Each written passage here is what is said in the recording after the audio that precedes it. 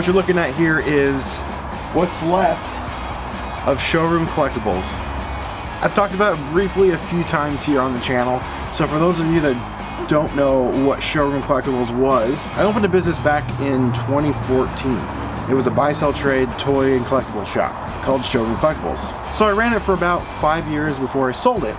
And then the new owner took over and killed Showroom Collectibles. So this is all that is left, what you're looking at.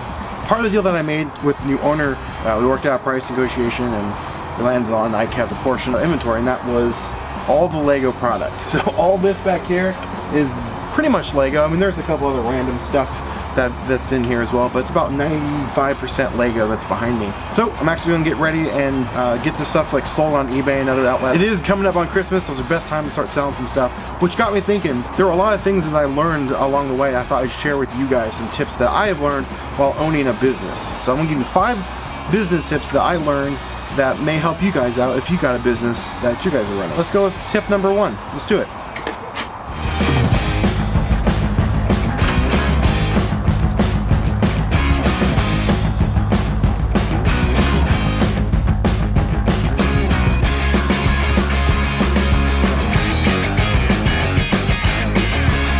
Echo, turn on the freaking lights.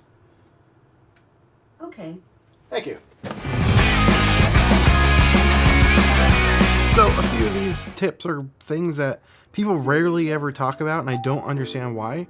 So I figured I'd go over with you guys right now. The first tip I got for you is be careful who you make friends with, and or just making friends with your customers. This is something that I did. I don't necessarily regret doing it, but I do have some feedback as to reasons that maybe you shouldn't do it, depending on the type of business that you have. All of these tips are coming from a buy-sell trade business. That's the only business that I have owned. I've made friends with a lot of my customers, and I don't regret that part of it. But the things that happened once I've made friends with them are interesting and something to keep in mind. So in a buy-sell trade business where I had some issues with, once I became friends with them, they kind of stopped coming in. They would come in less frequent, and when they did come in, they'd want a discount, like any friend would. And as a small business owner, discounts can be difficult to do depending on what the item is. And what they would do is they wouldn't come in and do their standard shopping. They would call me or text me and ask, hey, did you get anything new?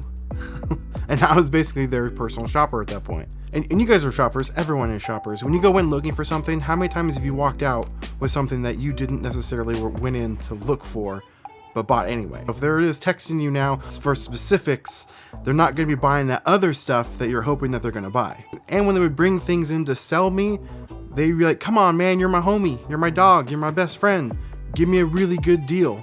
Now in my store, I would always pay 50% of what it was worth, which was already crazy generous and more than you would get anywhere else. So I would always end up overpaying for the stuff because they were my friend. I felt like I needed to help them out. So that's just one of the tips of becoming friends with some customers. There's a bunch of other reasons that I've got for it, but those are just some of the bigger things, some of the issues that I ran into. I don't regret making friends with them. I'm still friends with customers that I made while I had to own that store. The second thing that I got for you guys is using the free market. What I mean by that is for advertising. So my advice to you guys, use the free market. That's where I saw the most success, the most return, and it didn't cost me anything. Facebook. 99% of my marketing was in Facebook. I joined a bunch of Facebook groups, read their terms, and see if it was okay to advertise for my store. A lot of them were, some of them weren't. You know, use your own judgment, guys, but I advertised in there, the personal actual Facebook page. And of course I did do some paid stuff there as well. I didn't just stick to the free stuff, but that is free there. Other markets you can do is Craigslist. I saw tons and tons of people coming in from Craigslist. I'd post ads in there for just advertising for the business, specific items, but I mainly just focus on advertising the store itself. OfferUp was another good one. I also walked around local businesses and hung posters, put out business cards, flyers, things like that. That worked pretty well. But there's a lot of avenues that you can go down for the free market. So use the internet, use what you have access to. Now, my third tip, since we're talking about Facebook, Facebook is, like I said, is a huge deal when I was doing my business. My business was really struggling a couple years ago. I needed to find a way to bring in some more revenue to keep the doors open. So I decided to sell on Facebook, but not just Facebook posts. I started doing Facebook live sales. There really wasn't anything going on at the time. I see tons of them now.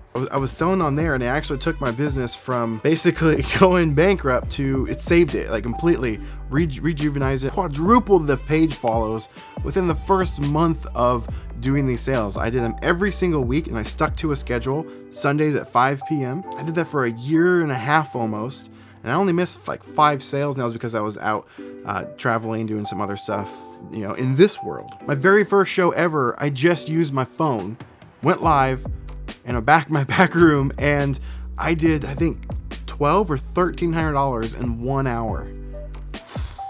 Crazy money. And I was doing that every single week. I think my biggest show I did about $1,500 to $1,800. Yeah, it's crazy.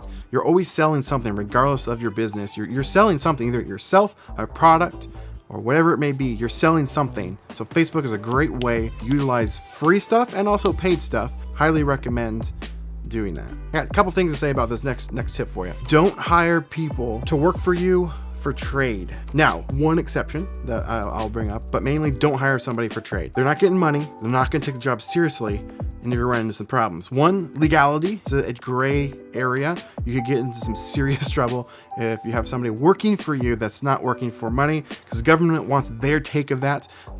So you gotta be careful with it. There's legal ways that you can do it, but each state is different, so you have to look into that if you decide to do it. But I highly recommend not going this route. I've hired people as employees for bodies because, hey, it's cheap. I'll pay them $15 an hour, but in trade only. No, it's not gonna. It doesn't work. They're not motivated. They won't show up on time. They'll just cause problems because it's not a serious job. They don't have a serious take in what they're doing. Like I said, I cut in here because I forgot one kind of crucial thing. One of the main reasons you don't want to hire somebody for trade is the legality part of it, like I was trying to say, but what I didn't get across was if there's an incident that happens at the store, like let's say you're not there, person that's working for trade is there, and someone steals something, or somebody breaks in, harms the trade worker, they're not an employee. They're not covered by insurance. So you're in a lot of trouble at that point, financially and probably with the law. That's one of the huge things to not have an employee that's working for you for trade. Keep that in mind. Now, the exception. There's one exception. I hired a friend of mine who's a contractor. I was putting some flooring in, and I didn't have time to do it because I was doing some other stuff. Called him up, said, "Hey man, would you mind doing this? I'll pay for the supplies and just work for trade." He said, "Sure." He came in, did the job. It's one job only, and I just paid him, double what he was gonna make anyway. That was an exception. I hired him a couple other times for random odd jobs like paint a wall or hang some racks and stuff and just pay and trade that way. That I think that's acceptable, but do not hire a full-time or part-time, like regular employee for trade. Bad news, nightmare. Do not go down that road. Okay, last point, the biggest one that I struggled with and pretty much is the reason, one of the reasons I'm not owning the business anymore, and that is honesty only goes so far. I'm a pretty straight and honest person. I like helping people out. I wanted to have a place where people could come in and you would get a fair deal on buying and also selling your stuff. Unfortunately, that can only go so far. In business, you unfortunately kind of have to be a shark. I'm not a shark. I'm the farthest thing from a shark. I am really good at buying, selling, and trading. Like I'm really good. I've been doing it since I was a little kid. I don't know the exact age, but I'd go to garage sales, thrift stores with my mom. We would buy stuff, sell on eBay. I'm doing it forever. I'm 28 years old now. I was probably doing it since I was 7, maybe. I've been doing it for a very long time. But honesty is a huge deal for me. I've watched businesses just lie through their teeth to get a good deal, and I was never going to be that person. Ever. Always do the right thing. That's how I wanted to open and operate my store. Prime example of where honesty only goes so far. First year into my business, I bought a collection of stuff, did my checks, did my balances, and I was wrong, and the stuff turned out to be stolen. I did a complete video on this, old video years ago. I'll leave a link below if you're interested in checking it out. It's long, it's not very well made. It's just, actually, I think I'm wearing this shirt. I might be wearing this jacket. But it's very long. It's like 45 minutes, but it goes through every detail of what happened. But basically, to summarize, the cops got involved, and I cooperated with them 100%. Turned out I shouldn't have. I should have just told them to leave and get lawyer up and do all that sort of stuff. But no, that's not who I am. Like working with them. It ended with a sting operation at my house. A bunch of cops came undercover, guns drawn and everything. Yeah, so you have to protect yourself, and you have to think of yourself almost 100% of the time when you're in a business. You have to assume every single person that comes through your door is lying to your face. And I have a hard time with that because, I don't know, I tend to see the good in everybody, you know? I give everybody the benefit of the doubt. And I'll trust people until they wrong me. Can't do that in this business. You have to think they're wronging you right from the get-go. And there's many other instances of of that I could go into, but I'll save that for maybe a future video. So you can just be honest with people and just tell them, this is what I know. Unfortunately, talk to my lawyer after that point. You have to protect yourself. But being transparent can be a good thing and also a bad thing. You kind of have to use your own judgment there. But from what I've learned, if you want to have a successful business, maybe you'll have trouble sleeping at night, I don't know, but you have to be a shark. You have to be out there hungry for every penny and protect yourself. That's really what it boils down to. And it sucks because I'm not that way at all. And that's part of the reason why I need to step away from that world, because I'm not that person. I can't handle that. I love the people that come in, the relationships that I make.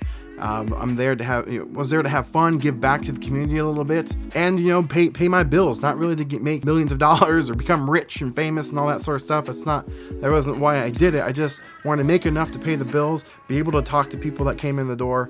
But unfortunately, in business, you can't do that. They always say, oh, it's business, not personal. Unfortunately, there is no such thing. Business is always personal. You just have to be out for yourself, and it sucks. Maybe there is a way, I just don't know. If you guys have any thoughts on that subject, leave some comments below. I would really love to hear what you have to say. I talked about doing a podcast, like a tell-all. Everything that I've learned, everything that I've seen, funny stories, crazy encounters I've had with customers. If you guys are interested in that as well, leave a comment below, let me know. I think I might want to do it. So there are my 5 tips for you guys. Just popped in my head randomly while I was getting ready to do some eBay work, selling what's left of Showroom Collectibles. I got a lot of work ahead of me. I don't know if you can see all those boxes over there. They're full of product that I'm going to list on eBay for the holiday. Actually, this video probably comes out after Christmas, so yeah. But yeah, I had some random thoughts. I thought I'd just shoot this video and share them with you. Maybe these things can help you guys out in the future. But thank you for watching. I really appreciate it, and consider subscribing. That would be even more awesome. And click that bell, because you don't want to miss one of my next videos. I'm just another Chris, and I'll see you in the next video. See you guys. The show was never supposed to be about the toys. It was supposed to be about the collectors themselves and why they like to collect. So I have an idea. I want to travel the country, and this is where I want to bring you guys along with me on this journey.